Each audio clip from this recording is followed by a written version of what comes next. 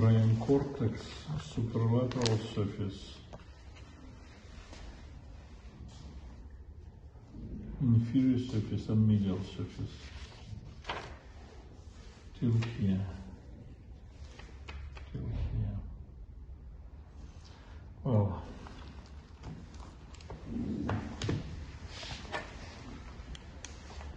we start from classification. You already know that brain develops from three vesicles: posterior, medial, and anterior.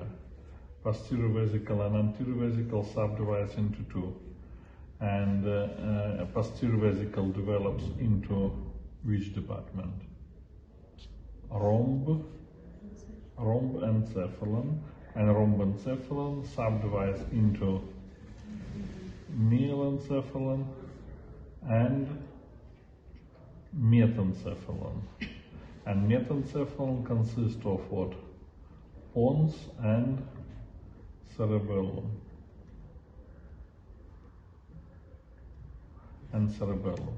Then midbrain, that is mesencephalon, and forebrain, that is prosencephalon.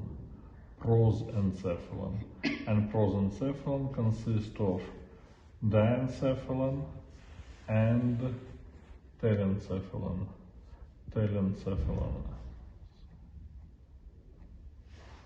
Diencephalon, today you already know, consists of thalamencephalon and hypothalamus.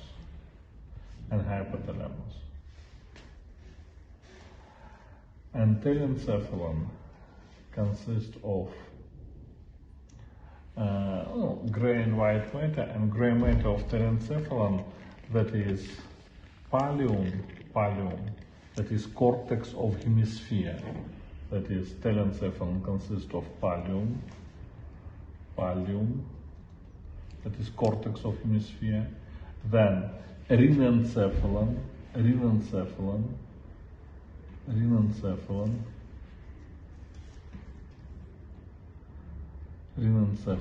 rhinencephalon consists of central and peripheral part. Next time we will discuss central part, that is gyrus fornicatus, and peripheral part, that is bulbus olfactorius, tractus, triangle, and anterior perforated substance, that is rhinencephalon. And next part, that is basal nuclei.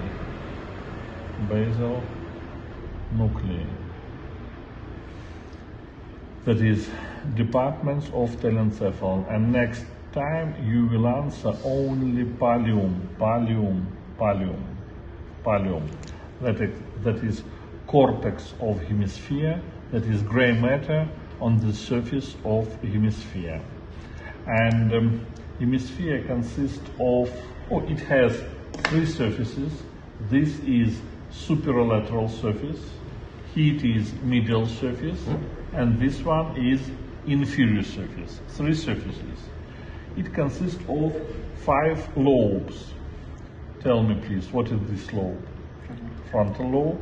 It is parietal, temporal, and occipital. That is 4. Frontal, parietal, temporal, occipital, and last lobe, that is the smallest lobe, it is inside of hemisphere, that is small isolated part of hemisphere. It has name island, that is insula in Latin, island. It is inside of lateral groove. This deep groove has name sulcus lateralis, and if we move borders of this groove, we will see island, that is insula, that is 5th lobe of hemisphere. Borders between these lobes. First of all, that is central groove, sulcus centralis. Sulcus centralis, that is a border between frontal and parietal lobes.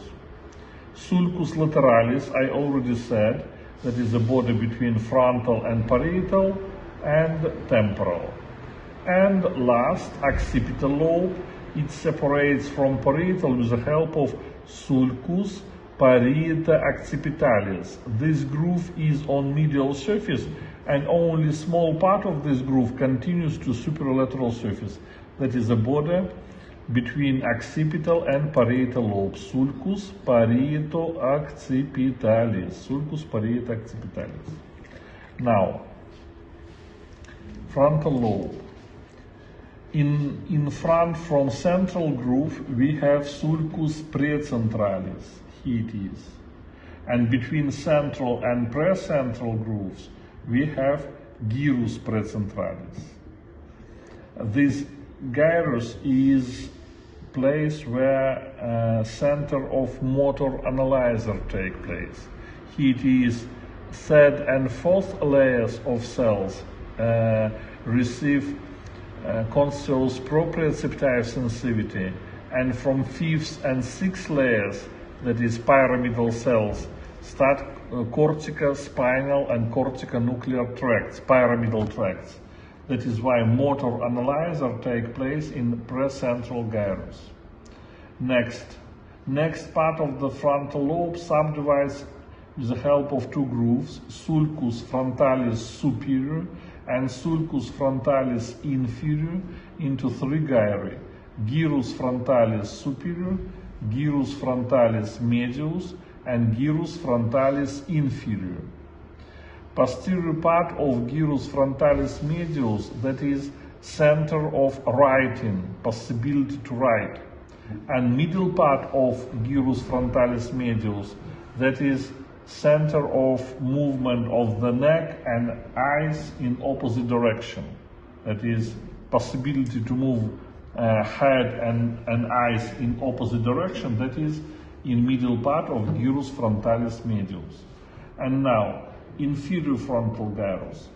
Inferior gyrus has two branches. Here it is ramus anterior, and this one is ramus ascendens. And between them we have three parts, that is pars orbitalis, that is in front from sulcus anterior, then triangular part, pars triangularis, in space between ramus anterior and ramus ascendens, and behind of ramus ascendens we have pars opercularis.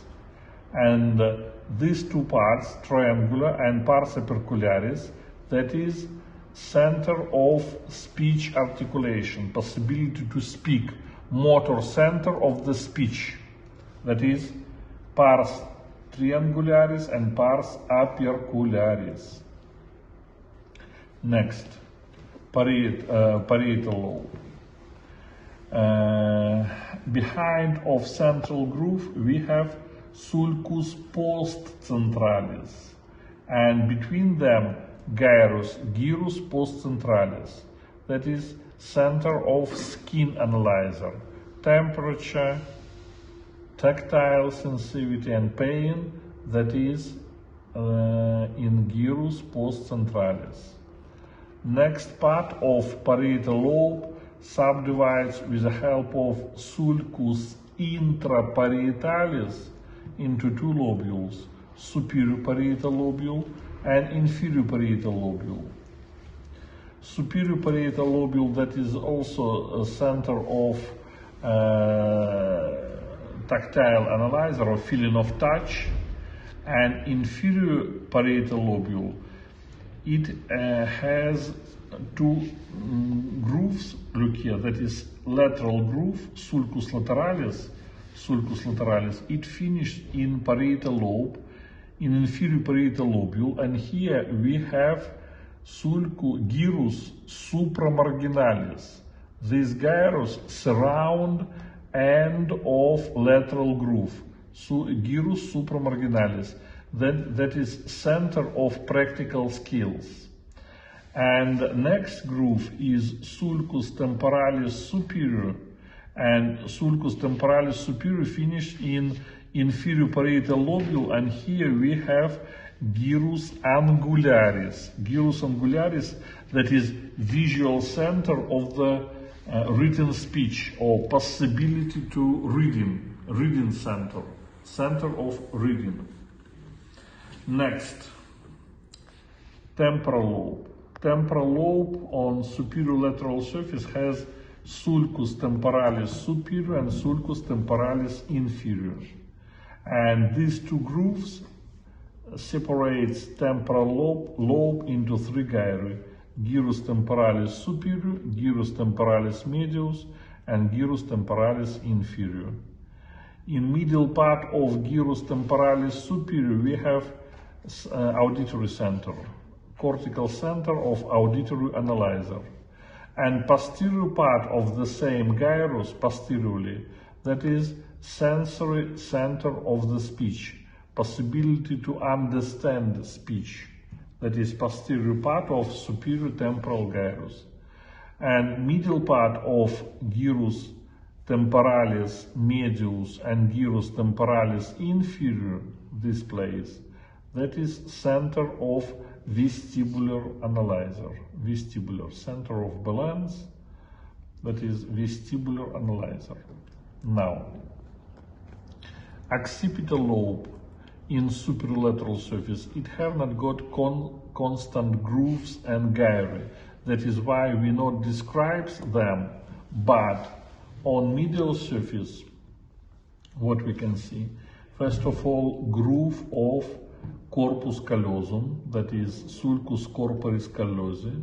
Next groove is sulcus cinguli, between them gyrus cinguli, and this place, that is end of sulcus cinguli, it has name ramus marginalis. And in front from this ramus marginalis we have lobulus paracentralis. Lobulus paracentralis has a beginning in gyrus precentralis and finished in gyrus postcentralis. That is also center of motor analyzer, like in gyrus precentralis, both of them, gyrus precentralis and lobulus paracentralis, that is center of motor analyzer. Next, that is sulcus, I already said, sulcus Parietal occipitalis, and space between ramus marginalis and sulcus Parietal occipitalis, that is precuneus, and inferior border of precuneus, that is sulcus subparietalis, subparietal groove. Next groove is sulcus calcarinus, and between sulcus calcarinus and sulcus Parietal occipitalis we have cuneus, this part of occipital lobe, that is a cuneus. Next groove is on inferior surface, that is sulcus collateralis. Here it is sulcus collateralis, and sulcus collateralis continues into sulcus renalis. And space between sulcus cinguli and sulcus collateralis, that is gyrus lingualis, And now, in both sides of sulcus calcarinus, that is gyrus lingualis and cuneus, this region, that is cortical center of our visual analyzer. Here it is visual analyzer. What else?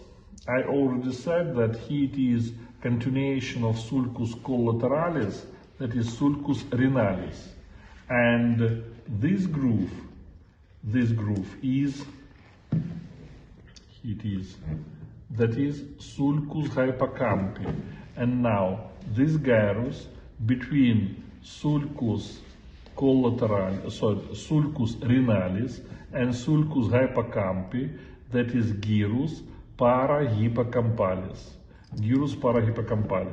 And inside of sulcus hypocampi we have gyrus dentatus. Here it is gyrus dentatus, that is inside of sulcus hypocampi.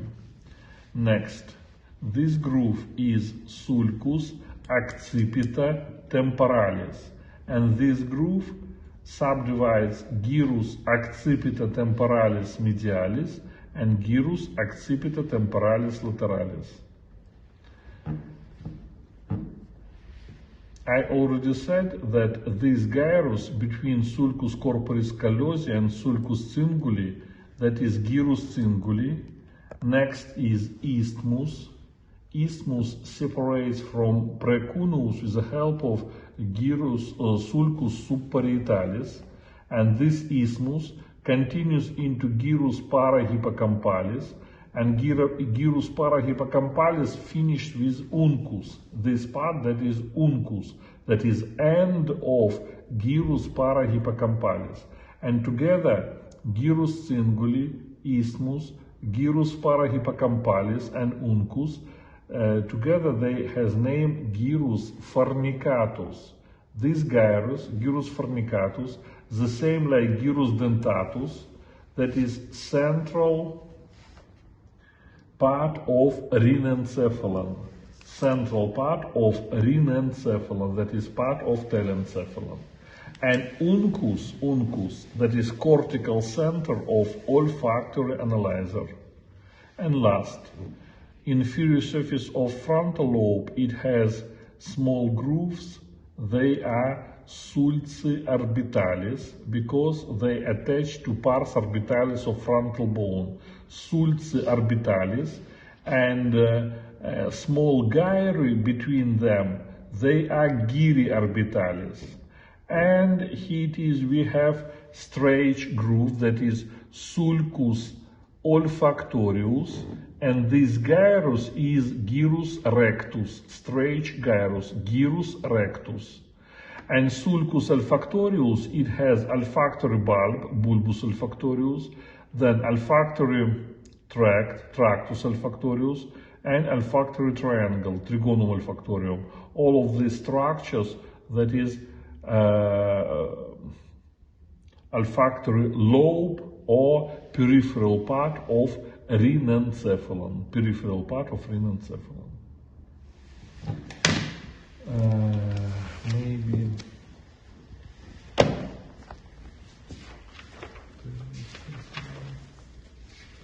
inferior surface. Okay, Rhinencephalon, you should prepare the same till basal nuclei, till here, till page 339.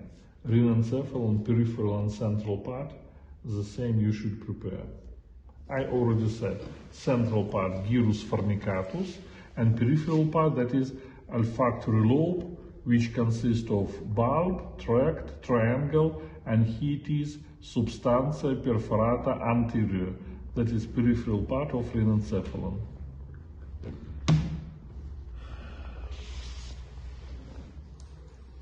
Well, not necessary to draw diagrams, but you need to know classification of all departments of brain, and superior pallium, that is brain cortex, and Rhinencephalon.